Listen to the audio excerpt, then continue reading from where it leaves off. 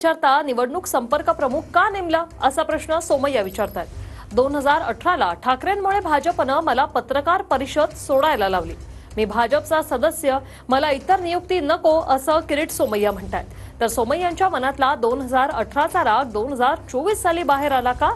तर निवडणूक प्रचार समितीमधून नाव वगळल्यानं प्रसाद लाडही नाराज आहेत का, याही चर्चांना आता उधाण आलंय। नाव न सांगता नाव टाकल्यानं किरीट सोमय्या यांनी नाराजी वर्तवलेली आहे। तर दुसरीकडे नाव नसल्यामुळे भाजपचे नेते प्रसाद लाड हे नाराज आहेत अशा चर्चांना आता उधाण आलेलं आहे। 2018ला ठाकरेंमुळे भाजपनं मला पत्रकार परिषद सोडायला लावली, मी भाजपचा सदस्य असं सोमय्या म्हणतात।